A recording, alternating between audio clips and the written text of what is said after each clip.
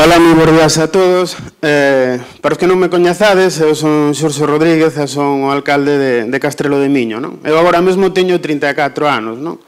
O cal significa, pois, que con 30 anos eu fui alcalde de Castrelo de Miño. Eu fui, non, os veciños de Castrelo de Miño decidiron que eu fosse o seu alcalde, non?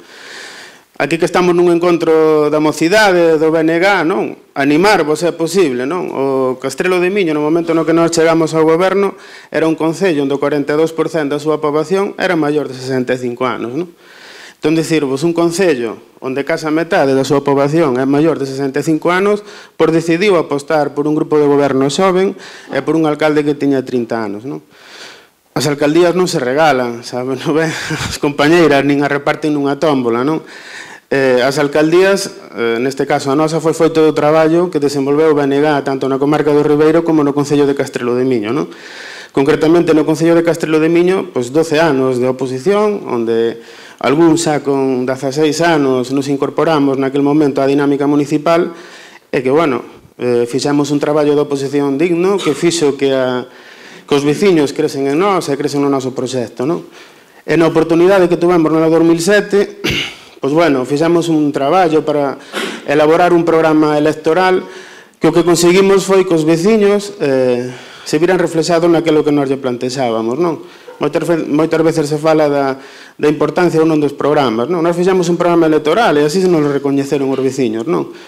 O que nós lle presentamos, os veciños dixeron: este é o Castrelo de Miño que nós queremos, nos interesa, esta xente leva aquí moitos anos traballando e vémolos ca forza e que ilusión para acometer isto, non?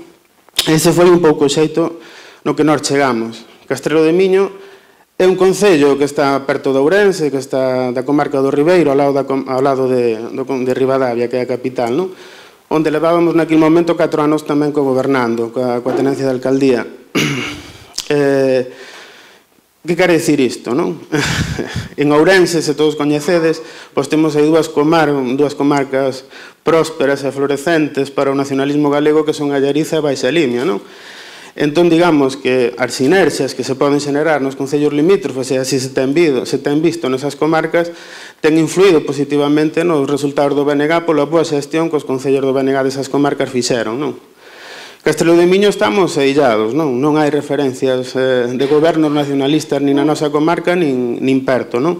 Agora penso que despois de 4 anos sí que hai unha referencia, e unha boa referencia, non?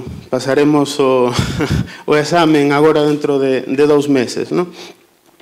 Fixemos unha aposta tamén, como os comentaba, un goberno moi xoven e que por circunstancias políticas, pois, bueno, nós queríamos o noso proxecto, nós visualizábamos o Castrelo de Miño que queríamos, e naquel momento a forza política coa que pactáramos para ter a alcaldía, víase que non se presentaba para gobernar e que non cría nese proxecto, non? Que o cal se lle sumou, vamos, a dificultade de gobernar en minoría durante todos estes tempos, non?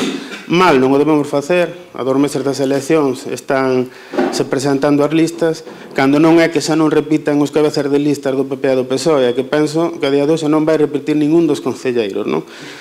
Bueno, algo se faría, non? Digamos que a xente non entendeu que se estaba transformando o concello e que había unhos concelleiros que estaban sistemáticamente votando en contra de calquera iniciativa que os veciños vían que era positiva, non? Por iso, importante, para min, non? O consello que vos podo dar é se queres aceptalo ou non. Non vos presentedes por presentarse, non? Crede no proxecto, realmente, non? Presentadevos para gobernar. Crede no programa que levades, no equipo que levades, é dicir, nós no BNG temos, en certo modo, non sei se poñerlle o... Bueno, o erro, non o erro, pero sí que o defecto, ao mellor de que tendemos á excelencia, non? Eu son o primeiro, non? Tendemos á excelencia, todo ten que ser perfecto, todo tal. E iso, bueno, queremos cambiar Galiza de golpe a transformar o noso país, non? Pódese transformar Galiza de golpe, pero pensade que tamén Galiza se pode ir transformando grao a grao, non? E cada concello é un dos graus que podemos ir aportando para transformar ese país, non? Que é Galiza. Canto máis graus teñamos, máis pronto poderemos transformar o noso país. Despois, en canto que me dixeron que falara un pouco das novas tecnoloxías no medio rural, non? Concello de 2000 habitantes, como vos comentaba, concello que non tiña nin página web, pero o problema non é que non houbera nin página web, é que non había conexión a internet, non había banda ancha, non había DSL. Sí. Finalizo, xa.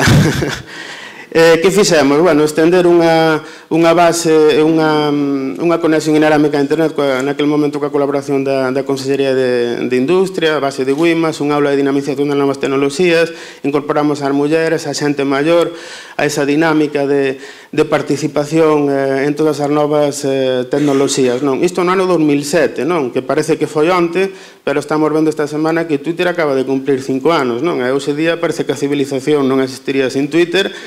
Pois, bueno, imaginadevos en 2007, non había smartphones, non estaba extendido o seu uso, nin a súa conexión era habitual a través dun dispositivo destes, Se puxo esa banda, se conectaron todos os veciños, participaron, os maiores, sorprendentemente, se incorporaron dun xeito sorprendente, e iso permitiu que a través da página web do Concello, máis de 135.000 visitas en 3 anos, o meu perfil de Facebook, onde casi todos os veciños están aí de amigos, entre comillas, e que nos permite colaborar con iso. E, bueno, máis e máis cousas que, bueno, se prolonga o tempo e deixo paso aos compañeros e tal, por no debate.